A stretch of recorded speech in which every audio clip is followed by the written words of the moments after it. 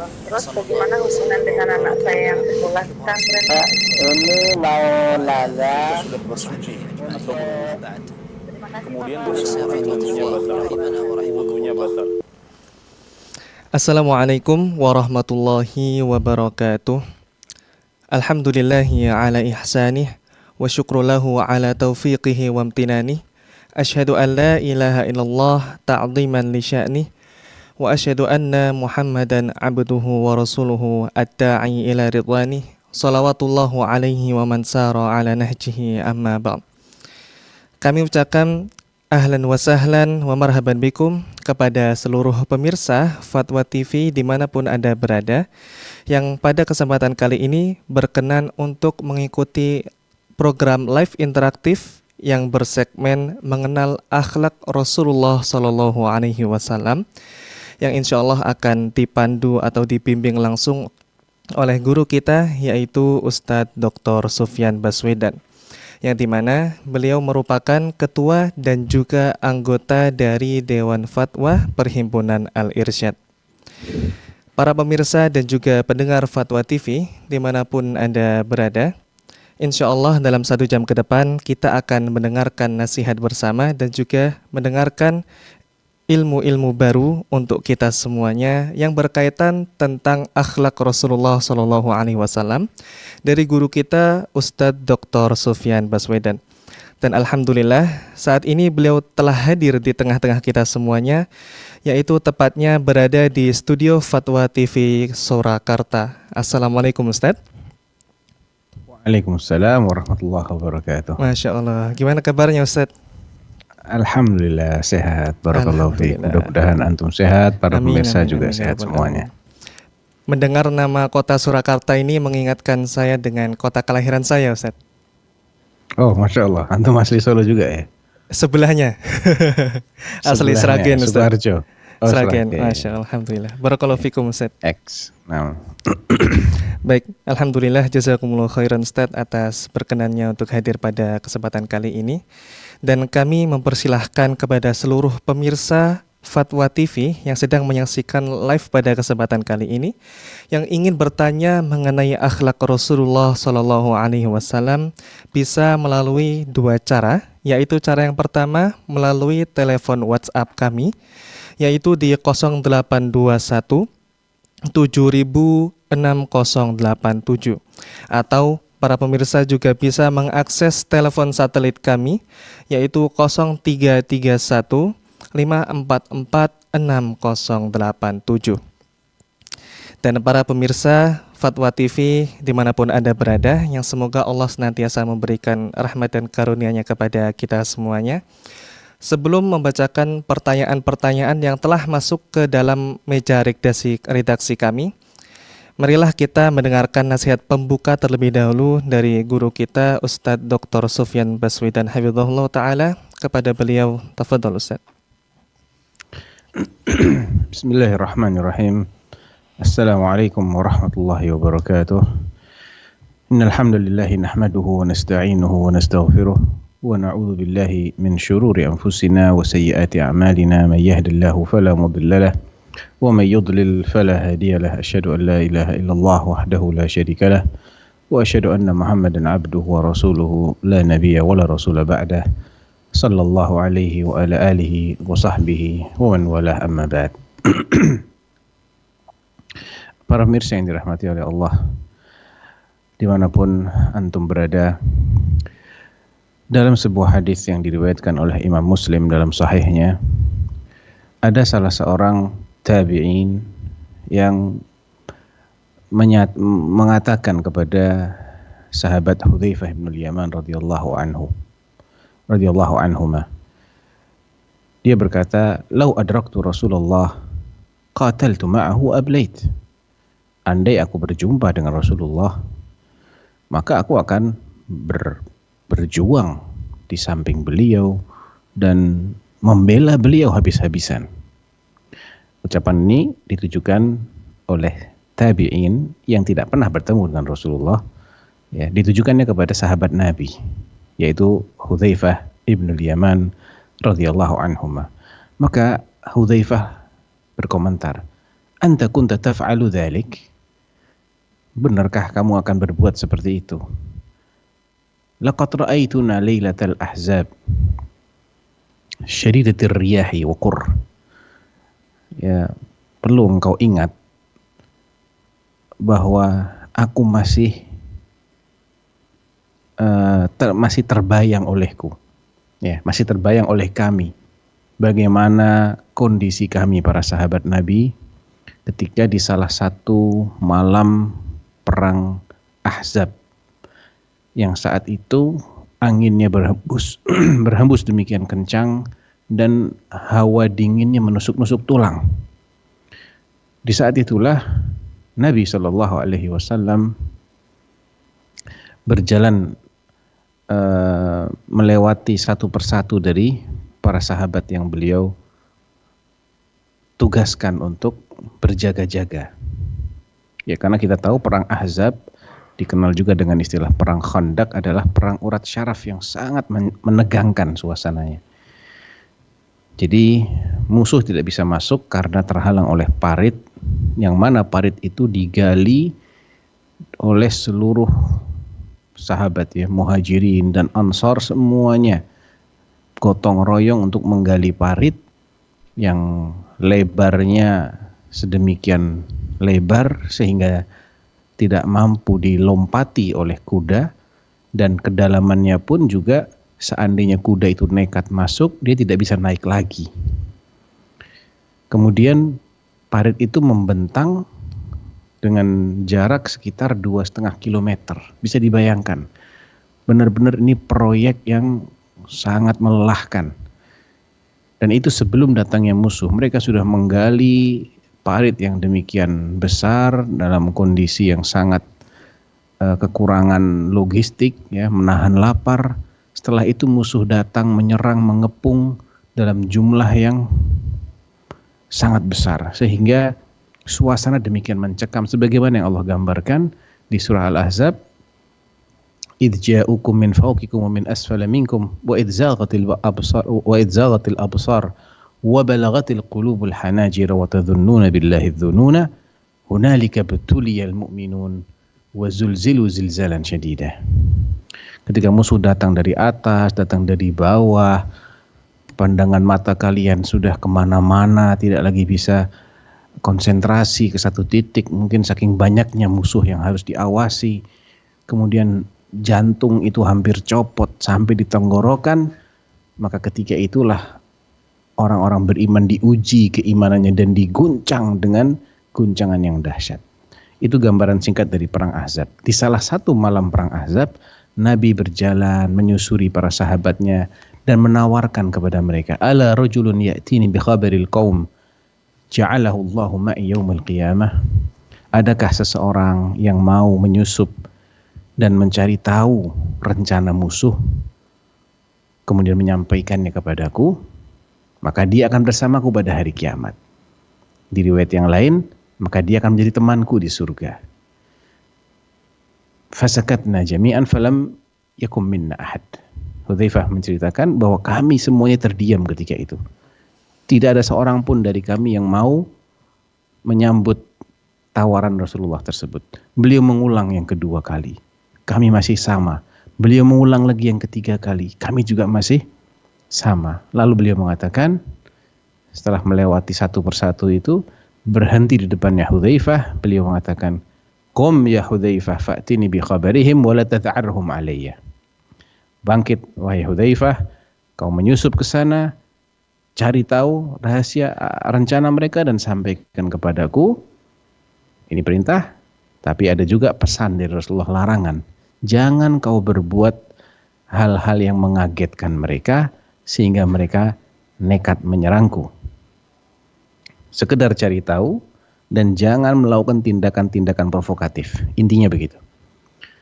Maka Hudzaifah menyadari bahwa saat ini keimanannya diuji. Syahadatnya dia diuji ketika itu. Dia mengatakan, falam yakun min ta'ati Rasulillah sallallahu alaihi wasallam buddun idh da'ani bismi.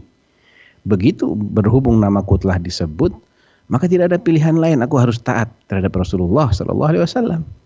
Beliau pun berangkat Dan ketika beliau sudah menyusup, beliau mengatakan, "Fara'aitu Aba Sufyan yasli dhahrahu bin nar."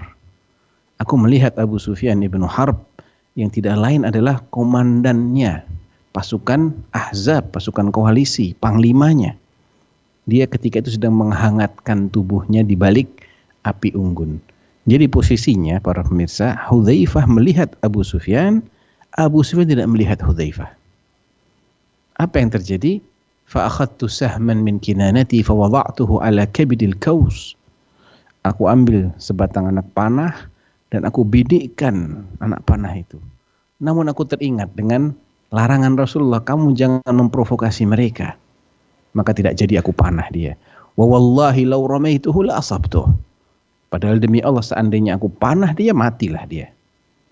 Setelah Hudzaifah mendapatkan informasi yang dicari, beliau pun kembali dan menceritakannya kepada Rasulullah Muhammad sallallahu alaihi wasallam.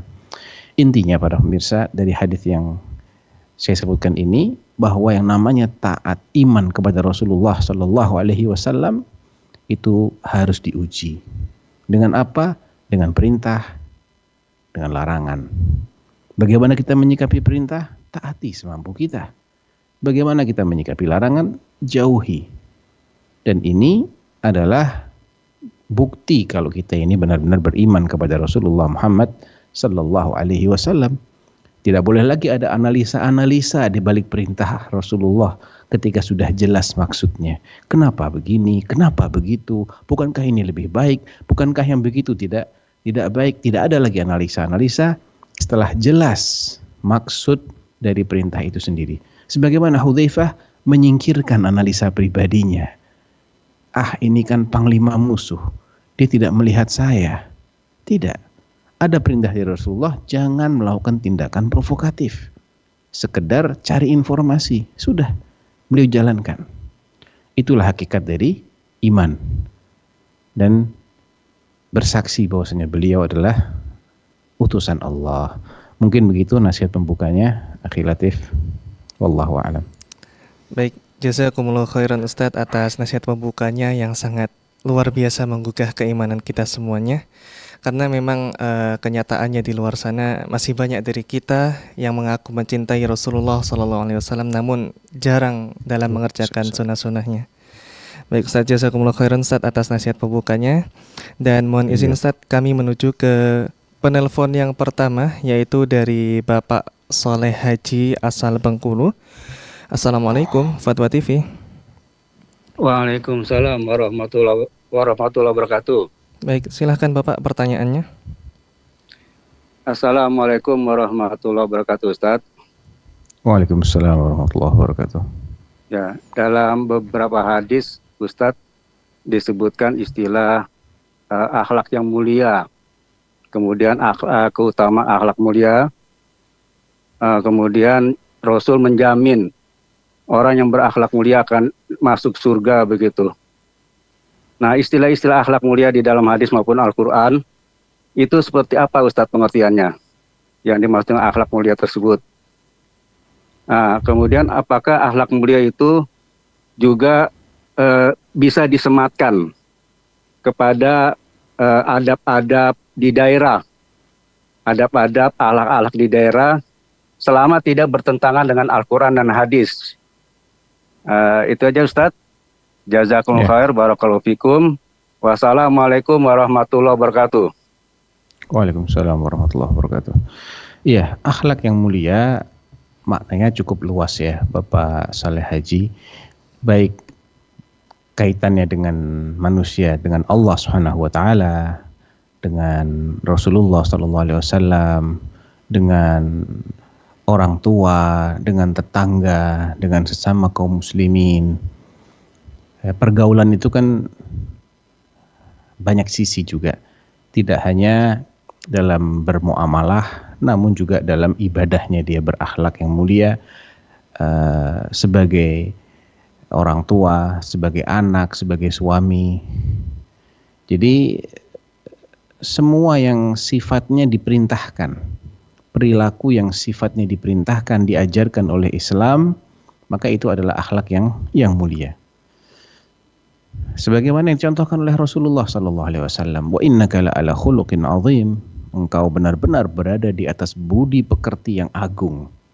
Dan Nabi sallallahu alaihi wasallam itu baik sebagai hamba Allah, beliau juga mulia akhlaknya sebagai suami, beliau juga mulia akhlaknya sebagai bapak, beliau juga mulia akhlaknya sebagai sahabat, ya, sebagai maksudnya orang yang berinteraksi dengan orang lain. Dan seluas itulah pengertian dari akhlak yang mulia. Tentunya ada syarat seseorang dikatakan akhlaknya mulia. Syaratnya adalah dia harus seorang yang bertauhid. Adapun dia orang musyrik, orang kafir, maka Allah telah menyifatinya dengan sifat baku, yaitu syarrul bariyah. Innal ladzina kafaru min ahlil kitabi wal musyrikina fi nari jahannam khalidina fiha ulaika hum syarrul bariyah. Jelas sekali dalam ayat ini bahwasanya ketika seseorang tidak mewujudkan sifat minimal untuk dianggap sebagai manusia yang mulia, yaitu bertauhid, hanya mengabdikan dirinya kepada Allah, selagi ini belum terpenuhi, maka dia adalah sejelek-jelek manusia, kata Allah. Jadi akhlak mulianya harus dengan parameter Al-Quran dan Sunnah. Makanya tadi Bapak bilang, bisa nggak dikaitkan dengan tradisi lokal yang tidak bertentangan dengan Al-Quran dan Sunnah? Sangat bisa. Sangat bisa, karena Islam juga memerintahkan kita untuk bergaul secara ma'ruf. Ma'ruf itu sesuai dengan urf, sesuai dengan adat istiadat, kebiasaan setempat, norma-norma setempat. Yang penting tidak ada aturan Islam yang dilanggar. Misalnya, norma yang berlaku di daerah kita menyapa dengan sapaan tertentu gitu ya. Misalnya lewat di depan orang tua, permisi Pak, misalnya begitu. Atau selamat pagi Pak, kalau dia itu Muslim kita ucapkan salam. Kalau tidak Muslim ditegur sapa yang sifatnya tidak ada hal-hal yang dilarang dalam Islam, maka ini adalah bagian dari akhlak yang mulia. Ya. Atau cara berpakaian yang sopan, ya, misalnya mengenakan pakaian-pakaian yang sesuai dengan aturan umum syariat, namun juga sesuai dengan suasananya. Misalnya orang menghadiri acara pernikahan di daerah tertentu di mana aturan umumnya kalau acara-acara resmi menggunakan baju batik misalnya. Bolehkah seseorang menggunakan baju batik? Tidak ada masalah. Tidak ada masalah. Ini adalah bagian dari uruf yang tidak bertentangan dengan syariat. Tentunya tidak layak ketika dalam acara-acara resmi dia menggunakan kaos, ya kaos oblong misalnya, atau menggunakan baju-baju yang itu bukan untuk acara-acara yang resmi. Jadi hal-hal semacam ini walaupun dia tidak diwajibkan dalam syariat, namun dia masuk dalam koridor urf, ya artinya norma. Selama tidak ada hal-hal yang dilarang, tidak menggunakan pakaian yang bergambar makhluk hidup misalnya, tidak menggunakan pakaian yang membuka aurat, yang ketat, maka hal-hal semacam ini perlu juga kita perhatikan, ya, karena ini adalah bagian dari al-mu'asyarah bil ma'ruf. Naam, wallahu a'lam. Baik, jazakumullah khairan Ustadz atas pemaparan dari jawabannya. Semoga bisa menjawab pertanyaan dari Bapak Saleh Haji. Dan kita menuju ke penanya berikutnya, yaitu Bapak Ibrahim dari Aceh. Assalamualaikum Fatwa TV. Waalaikumsalam warahmatullahi wabarakatuh. Baik, silahkan Bapak pertanyaannya. Ustaz, mohon izin bertanya Ustaz. Iya, silakan Bapak.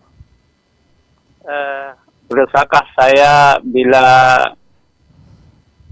saya meninggalkan halaqah ilmu yang di situ membahas tentang syariah berdasarkan hawa nafsu si pembahas, ya Ustaz?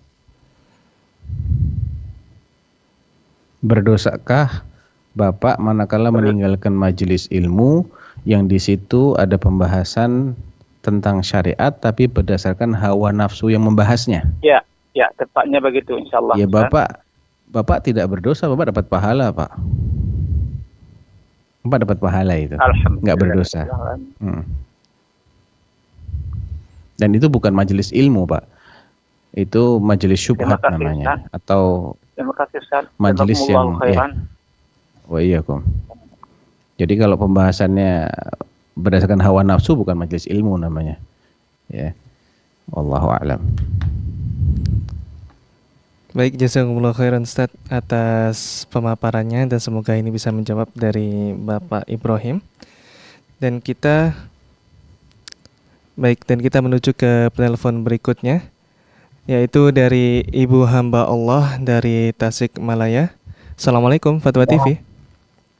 Waalaikumsalam warahmatullahi wabarakatuh. Baik, silakan Ibu pertanyaannya. Halo, assalamualaikum Ustadz. Waalaikumsalam. Saya mau warahmatullahi bertanya wabarakatuh. Ustadz tentang tahlilan orang mati di kuburan. Itu Ustadz ada tuntunannya dan ada hadis yang sohehnya. Bisa dua enggak?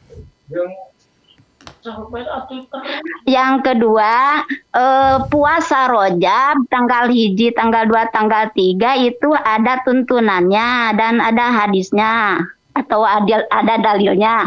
Minta di penjelasan. Itu aja Ustadz. Assalamualaikum warahmatullahi wabarakatuh. Waalaikumsalam warahmatullahi wabarakatuh.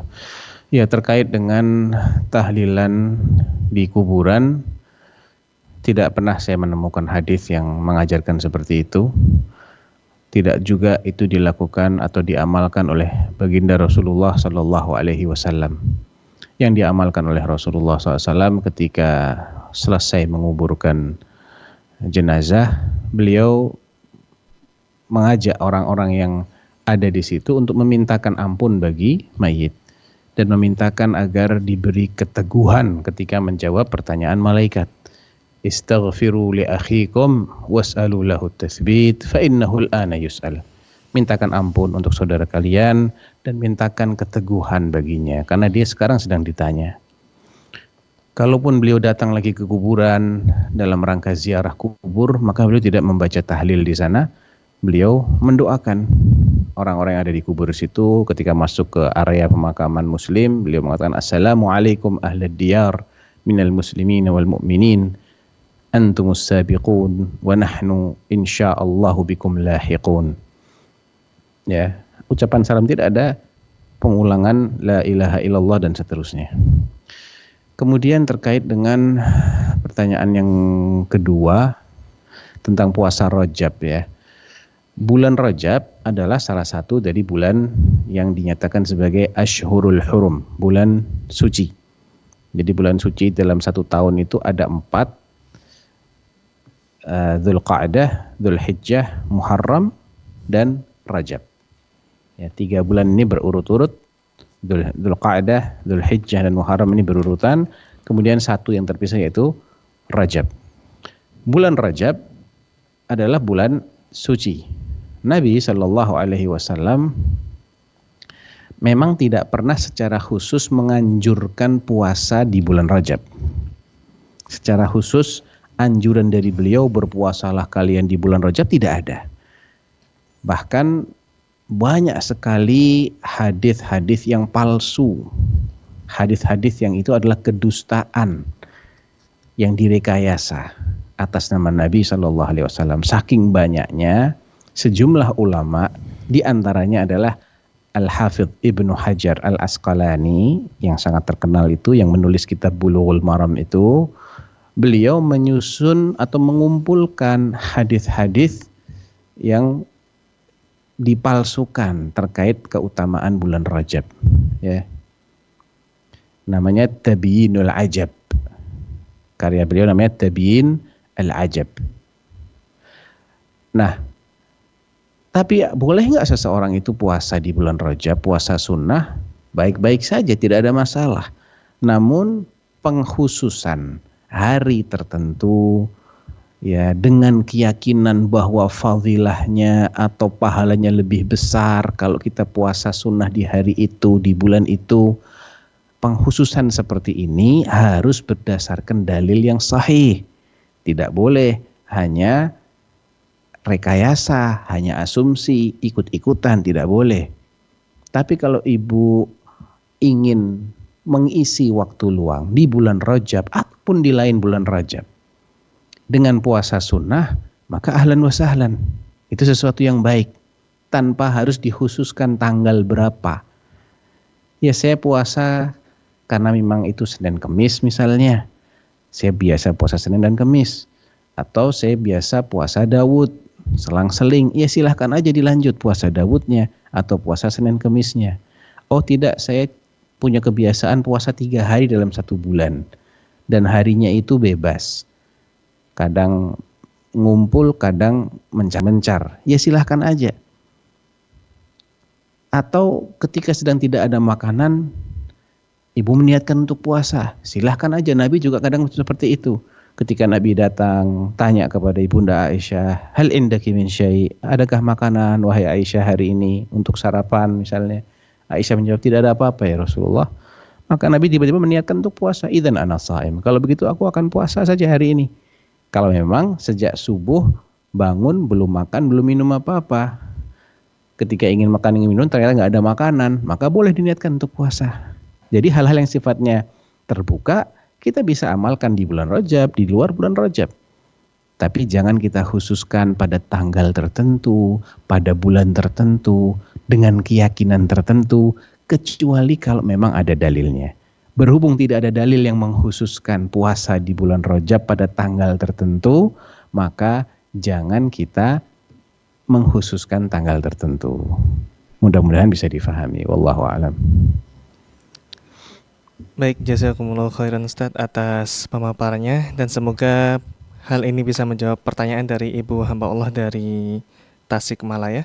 Dan kami mohon izin Ustadz untuk kembali ke pertanyaan sebelumnya, yaitu tentang apakah dosa meninggalkan halaqah ilmu yang di dalamnya hanya dikendalikan oleh hawa nafsu. Mungkin bisa dijelaskan kembali Ustadz agar lebih jelas. Barakallahu fikum. Ya, kalau memang halaqah itu isinya pembahasan-pembahasan yang tidak berdasarkan kepada dalil, namun pembahasan itu berdasarkan selera yang membahasnya, ini namanya bukan majelis ilmu. Yang namanya ilmu itu qala Allah wa qala Rasul. Apa kata Allah, apa kata Rasul, itu namanya ilmu. Kalau cuman menurut saya, tanpa ada dasar dia menyimpulkan seperti itu, lalu hasil kesimpulannya dia sangkut pautkan sebagai hukum syariat, ya. Syariat mengatur begini, tidak pernah dia menyebutkan dalil, tidak pernah dia menukil ayat Al-Quran ataupun hadis Nabi. Kalaupun dia menukil, tidak jelas validitas hadis yang dia nukil, benar apakah tidak hadisnya seperti itu. Ya ini namanya bukan majelis ilmu. Bukan majelis ilmu. Oleh karena itu tidak ada perintah untuk menghadiri hal-hal seperti itu. Bahkan yang dikhawatirkan akan ada unsur pelecehan nanti terhadap syariat Islam itu sendiri. Ya. Sedangkan kita diperintah oleh Allah Subhanahu wa taala ketika mendengar ada ayat-ayat Allah dijadikan bahan candaan, bahan olok-olok, maka kita disuruh menjauhi majlis itu. Waqad nazzala 'alaikum fil kitabi an idza sami'tum ayatillahi yukfaru biha wa yustahza'u biha fala taq'udu ma'ahum hatta yakhudu fi haditsin ghairi. Ya, sudah kami turunkan dalam Alkitab, dalam Al-Qur'an aturan bahwa jika kalian mendengar ayat-ayat Allah itu diperolok-olok, ya diingkari, maka janganlah kalian bermajlis bersama mereka sampai mereka mengganti topik pembicaraannya. Di ayat yang lain, innakum idzam mithluhum. Kalau kalian tidak beranjak dari majelis itu, tetap mendengarkan pembicaraan mereka yang ada unsur olok-oloknya tadi terhadap aturan Allah, berarti kalian sama dengan mereka. Dan ini adalah dosa besar. Nah. Baik, jazakumullah khairan Ustaz. Semoga hal ini bisa menjawab dan memperjelas para pemirsa dan juga pendengar Fatwa TV. Dan kita menuju ke penelpon berikutnya Ustaz, yaitu dari Bapak Rizal asal Singkawang. Assalamualaikum Fatwa TV. Waalaikumsalam warahmatullahi wabarakatuh. Silakan Bapak pertanyaannya. Barakallahu fiik Ustaz. Ya Allah. Begini Ustaz, bagaimana keadaan begini Ustaz. Ketika Ana pernah hadir di sholat Jumat di suatu masjid yang isi khutbahnya itu Ustaz mengandung unsur sufi. Kan untuk mendengar khutbah Jumat itu kan hukumnya wajib. Bagaimana ketika itu Ana tidak mendengar dengan khusyuk? Apakah termasuk berdosa Ustaz? Mohon nasihatnya. Syukran jazakallahu khairan. Assalamualaikum warahmatullahi wabarakatuh. Waalaikumsalam warahmatullahi wabarakatuh. Ya, tentunya perintah untuk mendengarkan khutbah Jumat dengan khusyuk itu berlaku manakala khutbah itu disampaikan dengan benar. Namun ketika dalam kondisi-kondisi yang tidak normal seperti yang Bapak ceritakan tadi, justru khotibnya itu mengajarkan tasawuf atau hal-hal yang menyimpang, ya entah tasawuf atau yang lainnya di dalam khutbahnya, maka tidak ada keharusan untuk mendengarkan kebatilan. Kita itu diperintahkan untuk mendengarkan sesuatu yang benar, bukan diperintahkan untuk mendengarkan sesuatu yang batil. Ya, jadi kita amalkan perintah untuk menyimak khutbah Jumat tadi, namun kita juga mengamalkan larangan menyimak kebatilan. Di mana larangan untuk menyimak kebatilan itu? Walladzina hum 'anil lagwi mu'ridun. Itu pujian Allah Subhanahu wa taala terhadap orang-orang yang beriman. Qad aflahal mu'minun alladzina hum fi salatihim khashi'un. Dan Allah juga mengatakan walladzina hum 'anil lagwi mu'ridun. Sungguh beruntung orang-orang beriman yang di antara sifat-sifat mereka itu khusyuk dalam salatnya dan mereka itu berpaling dari perkataan-perkataan yang tidak berguna. Ya, dari senda gurau yang tidak berguna, apalagi ada kebatilan yang disampaikan di situ. Jadi tidak ada keharusan untuk menyimak kebatilan. Yang disimak itu manakala dia menyampaikan ayat-ayat Al-Qur'an, menyampaikan hadis Nabi yang benar, ya, yang benar-benar itu hadisnya Nabi SAW. Kalau ingin menafsirkan hadis, juga menafsirkan hadis dengan penafsiran yang benar, menafsirkan ayat Al-Qur'an dengan penafsiran yang benar, bukan memelintir hadis Nabi dan ayat Al-Qur'an. Ketika ada indikasi ke arah sana, jelas dia menyebarkan kebatilan, maka tidak usah diperhatikan. Wallahu a'lam. Nah. Baik, jazakumullah khairan Ustadz atas pemaparannya, dan semoga hal ini bisa menjawab pertanyaan dari Bapak Rizal dari Singkawang. Dan kita menuju ke pertanyaan website Ustadz, yaitu dari Fulanah DKI Jakarta. Assalamualaikum warahmatullahi wabarakatuh. Ustadz, izin bertanya. Saya kan di Madu Ustadz, tapi suami saya sudah 10 tahun lebih tidak memberi nafkah batin. Suami kalau lihat saya benar-benar seperti tidak suka dan dingin sekali. Apakah seperti ini suami saya berdosa Ustadz? Barakallahu fikum. Iya, jelas ya. Tidak memberikan nafkah batin itu sampai 10 tahun tadi ya? Iya Ustadz. Betul ya, 10 tahun ya? Betul. Ya itu keterlaluan itu. Ya, keterlaluan.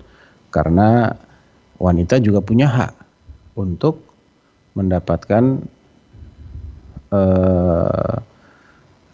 hak biologisnya dari suami.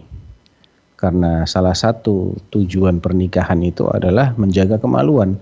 Dan itu tidak bisa manakala tidak diberikan nafkah batin. Kecuali kalau istrinya rela tidak diberikan nafkah batin, itu lain cerita. Tapi kalau ketika istrinya tidak rela, maka suaminya berdosa di sini. Nah. Baik, jazakumullah khairan Ustadz atas pemaparannya, dan semoga ini menjawab pertanyaan dari Ibu Fulanah yang ada di DKI Jakarta.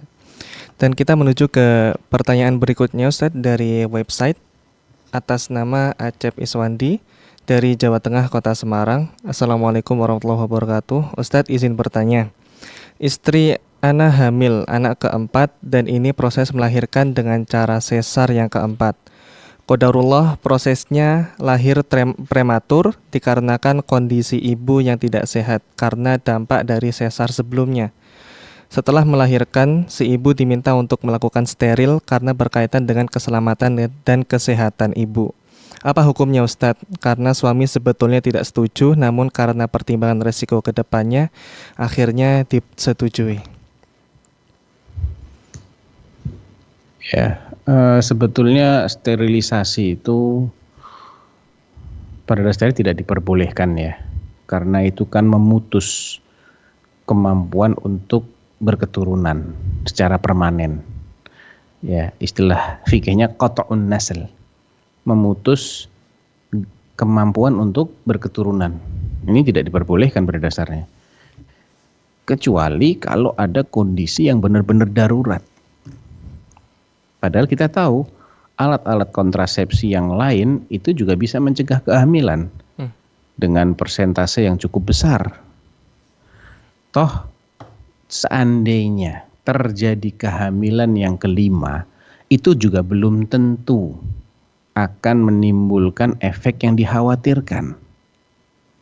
Sehingga secara kaidah fikihnya, kemaslahatan yang sifatnya itu hanya diduga saja, diprediksi.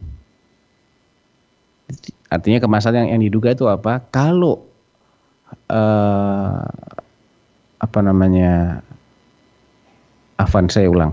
madharat yang sifatnya itu hanya dugaan, kekhawatiran yang belum tentu itu terjadi.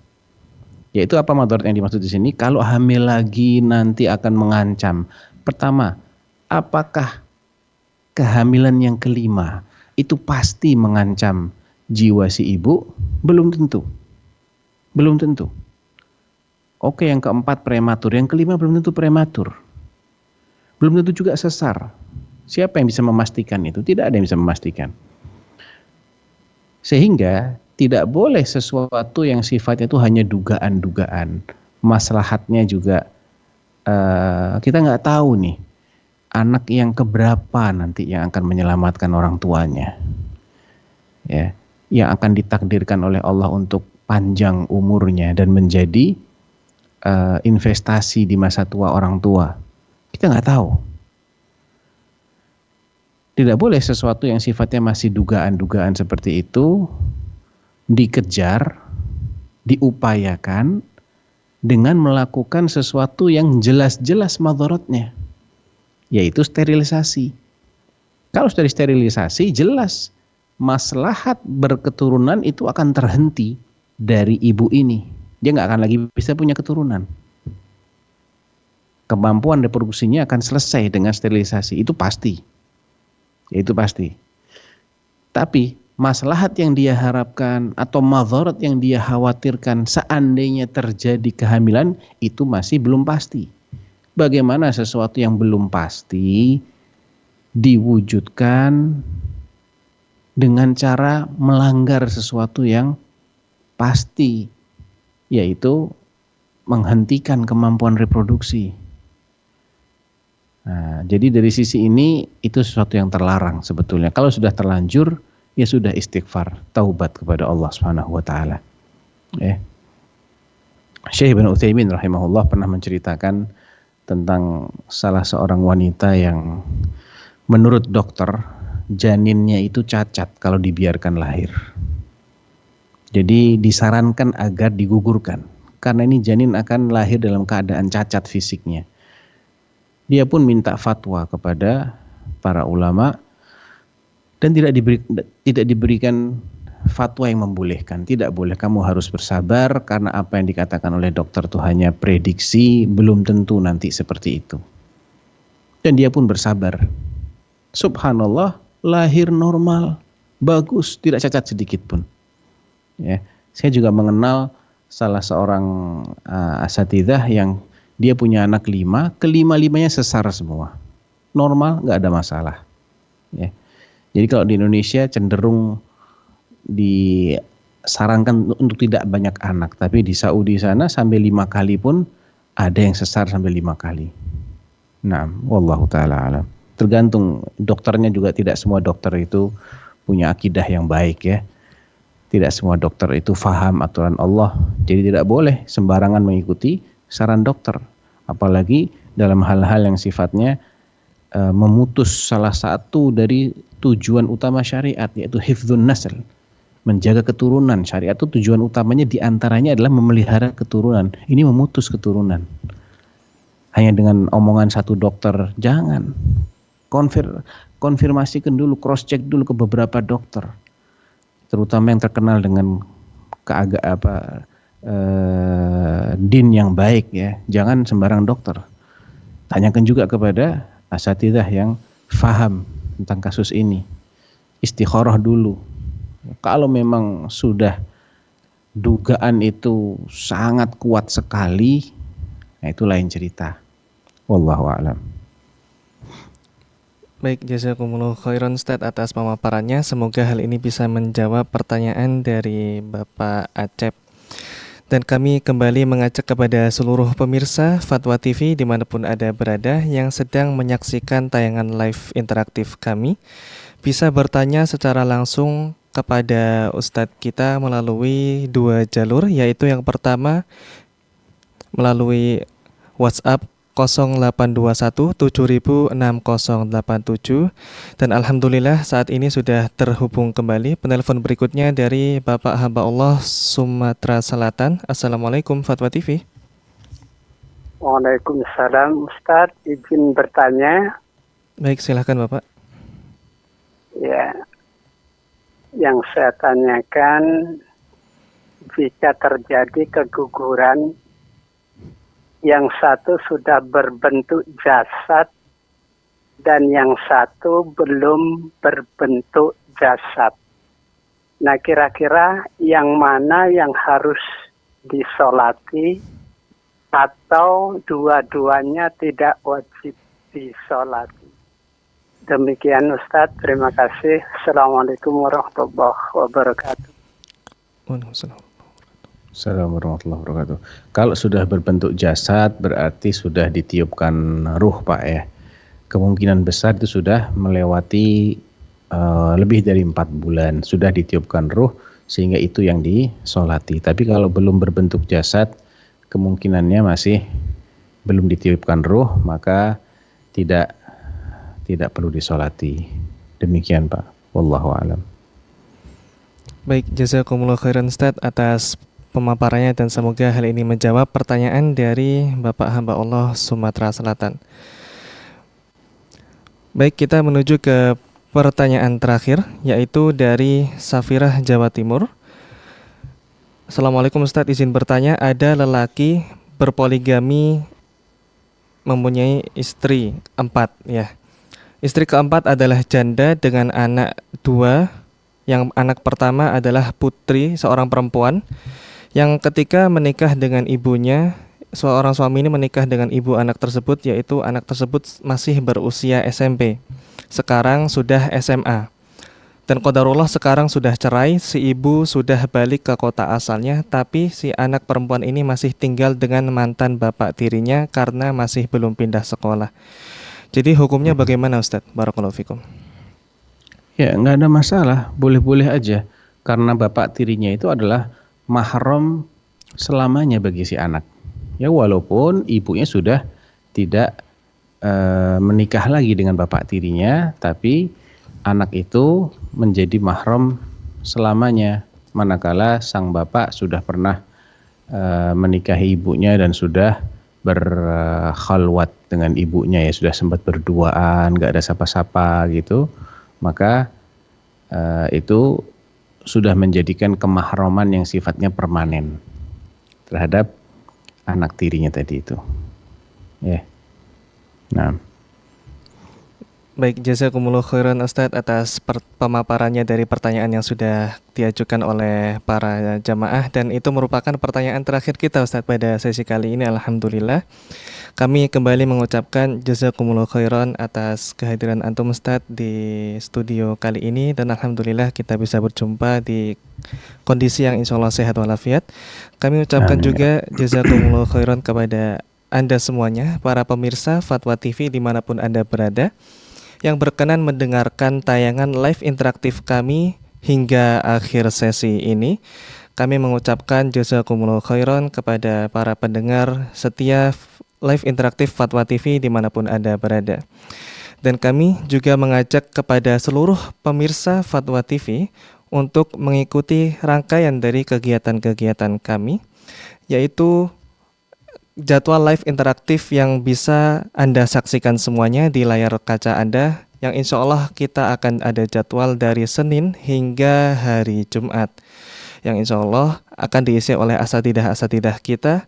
Dan kemudian bagi Anda, para pemirsa dan juga pendengar Fatwa TV yang ingin mengetahui lebih dalam mengenai dakwah Dewan Fatwa, bisa mengunjungi website www.dewanfatwa.com atau bisa juga mengunjungi website www.fatwatv.id.